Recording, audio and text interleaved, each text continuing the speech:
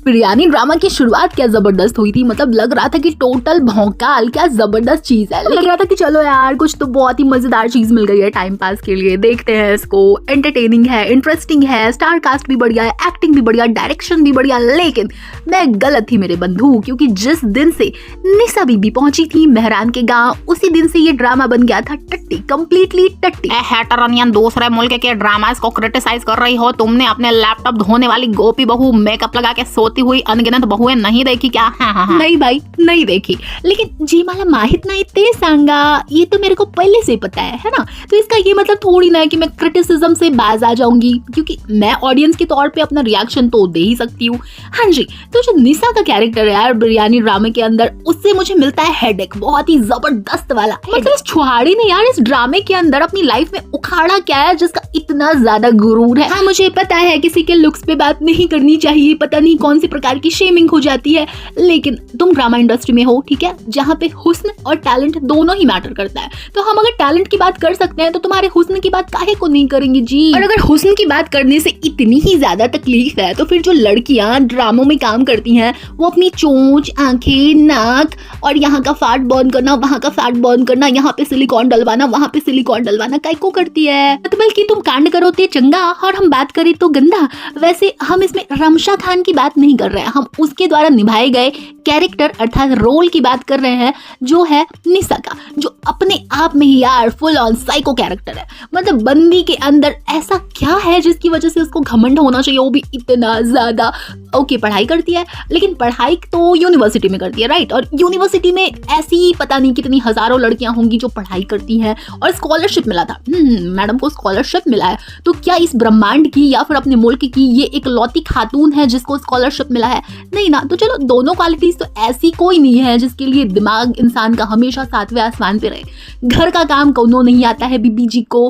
हाँ कोई ये मत कहना लड़का लड़की, नहीं भाई, मैं इस फेवर में हूँ कि लड़की लड़का हर किसी को घर का काम आना चाहिए। लेकिन आजकल यार जिस तरीके से लड़कियों को दिखाया जाता है स्पेशली ड्रामास में, कि अगर पढ़ाई लिखाई कर ली तो हमको चमचा हिलाना आएगा नहीं, और बाकी जो पापा और मम्मी के जो परा लोग हैं उनकी तो दुनिया पहले से ही अलग थी भाई साहब। तो वो लोग अभी भी वैसे ही है, इवन वो लोग अब थोड़े थोड़े हल्लू सुधर रहे हैं। लेकिन इस तरीके का कैरेक्टर जो ड्रामाज में दिखाया जाता है, ये हमारी सोसाइटी पे किस प्रकार का प्रभाव छोड़ेगा मेरे बंधु? अब कोई ये मत कहना ड्रामा को ड्रामे की तरह देखो भाई साहब। अगर ड्रामे से, सीरियल से, मूवीज से लोग इन्फ्लुएंस नहीं होते तो फिर ये जो नायिकाएं होती हैं ड्रामास की, सीरियल्स की या फिर मूवीज की, उनका फैशन वायरस की तरह काय को फैल जाता है सोसाइटी में है? तो मुझे कोई लॉजिक समझ नहीं आई इस प्रकार का कैरेक्टर लिखने की। मतलब एक बंदी है जो कि पढ़ाई करती है, पढ़ाई में अच्छी है, चलो कोई दिक्कत नहीं है मुझे उसके घमंड से, लेकिन पूरी दुनिया को इसने पता नहीं क्या ही समझ रखा है। उसकी जो पड़ोसन आती है यार, अच्छी खासी प्यारी सी बंदी है, उसको ये बंदी ऐसे ट्रीट करती है निस्बा जैसे कि वो उसकी मेड हो, और किसी से तमीज से बात नहीं करती। नाना हुजूर जो है उनसे तो इसकी दोस्ती आ रही है, इसीलिए बदतमीजी को दोस्ती का लवादा उड़ा कर छिपा दिया जाता है। लेकिन तमीज इसके अंदर बिल्कुल भी नहीं है। इसके जो कजन है जिसके साथ अब इसकी शादी होने वाली है, उसके साथ इसका बिहेवियर चेक करना। ओ बिब्बी, ना तो तू हूर की परी है, ना ही तूने कुछ ऐसा उखाड़ा है जो कि तेरे से पहले दुनिया में किसी ने उखाड़ा ही नहीं था। तो तेरे अंदर इतना घमंड आता कहां से भाई? और वहीं दूसरी तरफ तुम नूर का कैरेक्टर देखो, जो कि मीर मेहरान की वाइफ है, कजन है उसकी, जिसके साथ वो इन्वॉल्व नहीं हो पा रहा है रोमांटिकली क्योंकि वो उसकी कजन है। अब उसका लॉजिक तो भाई हम किसी और वीडियो में डिस्कस कर लेंगे, लेकिन फिलहाल सारा का सारा मेरा फोकस रहने वाले निस्वा के ऊपर। तो जो नूर है यार, वो भी अच्छी खासी टैलेंटेड, पढ़ी लिखी और हर तरीके से हसीन महिला यार, और इतनी ज्यादा सुलझी हुई, हम्बल, डाउन टू अर्थ। मतलब जितनी तारीफों के लिए शब्द है वो सब उसके लिए काफी नहीं पड़ते हैं। मतलब शब्दों का अकाल पड़ जाता है उसकी तारीफ की बात आती है, तारीफ करने की बात आती है। और दूसरी तरफ ये निस्वा सारा है, निस्वा का लंगूर वाला, लेकिन गुरूर है एकदम हूर वाला। इतनी कि अपने आप को पढ़ाकू दिखाती है। पढ़ने वाली लड़कियों की जुल्फे क्या ऐसे लहराते होते हैं, वो भी ब्रेकअप के बाद। मतलब कायदे से इसके साथ तो ब्रेकअप ही हो चुका है, और उसने जबरदस्ती मीर मेहरान को जलाने के लिए अपनी बहुत ही लायक कजन से एंगेजमेंट कर लिया है और शादी भी करने वाली है।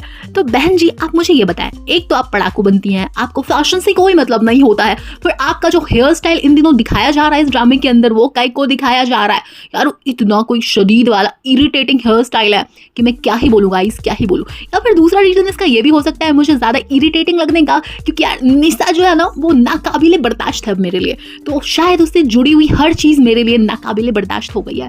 तो इतना ज़्यादा क्यों सड़ा दिया भाई इस कैरेक्टर को? अच्छे तरीके से भी तो लिख सकते थे। मतलब तुम अपने ज़माने को क्या सीख लेना चाहते हो कि पढ़ी लिखी लड़कियां ऐसी पगलेट होती हैं? नहीं बंधु, नहीं, ऐसा ना करें जनाब। और देखो, मेरा ये कहने का तात्पर्य हरगिज नहीं है कि पढ़ने वाली लड़कियां फैशन नहीं करती या जुल्फे नहीं लहराती, इतराती नहीं, बल खाती नहीं, सब करती है, लेकिन इस तरीके का जो एटीट्यूड इस बंदी ने दिखाया ना डे वन से, वैसा नहीं करती है, बिल्कुल भी नहीं करती। और दूसरी एक इरिटेटिंग चीज मैं तुम्हें बताती हूँ, पूरी यूनिवर्सिटी में सारे टीचर्स को मीर मेहरान को निशा के पीछे ही लगाना होता है। मतलब इकलौती एक कन्या है उस पूरी पाठशाला में जो कि टैलेंटेड है, पढ़ाकू है, सबसे ज्यादा काबिल है। मास्टर साहब, आप अपना कॉलेज बंद कर दीजिए, लानत है। और जब से ये आई है ना गांव से, तब ये ज्यादा फैशनेबल बन गई है। मतलब जब से इसने मीर मेहरान को ठुकरा दिया है, तब से इसने ज्यादा जुल्फे लहराना शुरू कर दिया है भाई। उससे पहले इसकी चोटी हुआ करती थी जो पीठ पे ऐसे ही लहराती रहती थी इसके, और सर ढका होता था चादर के साथ जब भी ये पब्लिक प्लेस में होती थी। और जो लोग हैं इसे कहते थे, इसके आसपास वाले, जैसे कि इसकी पड़ोसन जिसको ये मेड की तरह ट्रीट करती है, मैं बता चुकी हूँ,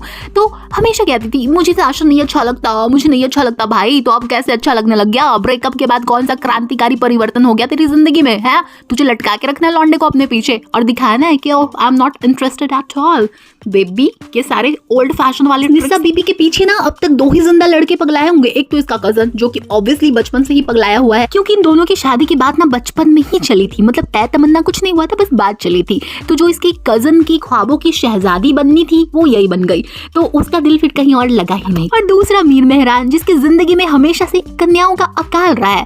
पहली कन्या जो उसकी दोस्त भी है, इसकी कजन भी है और इसकी बीबी भी है। और दूसरी कन्या नहीं, और टीचर भी है, मैं भूल गई थी। और दूसरी कन्या जिसके प्यार में वापस गिर गया है, उसको फर्क नहीं पड़ता कि वो कैसी है, जाहिल है, जंगली है, पगली है, बस लड़की है। और यार अब ज्यादा क्या ही एनर्जी वेस्ट करूं इस निस्वा के ऊपर। मेरी खोपड़ी क्या है ना सटक गई थी, तो मैंने सोचा तुम्हारे साथ भी अपनी सटकी हुई खोपड़ी की कुछ बातें शेयर कर लूं। तुम्हारा इस पगलचट्टी निस्वा के बारे में क्या ओपिनियन है मुझे कमेंट करके जरूर बताना। और अगर वीडियो को लाइक कर दोगे, शेयर कर दोगे और चैनल को भी सब्सक्राइब कर लोगे तो इस गरीब अनियन का भला हो जाएगा, तुम्हारी जेब से 1 रुपया नहीं जाएगा। हाँ, हमको मालूम है भीख मांगने का तरीका थोड़ा सा कैजुअल है, लेकिन जो है यही है, क्या कर सकते हैं। चलो जीत, अब अपनी बकैती पे विराम लगाती हूँ मैं और तुमसे मिलने किसी और वीडियो के साथ या पॉडकास्ट के साथ फिर से वापस आती हूँ मैं। बाय।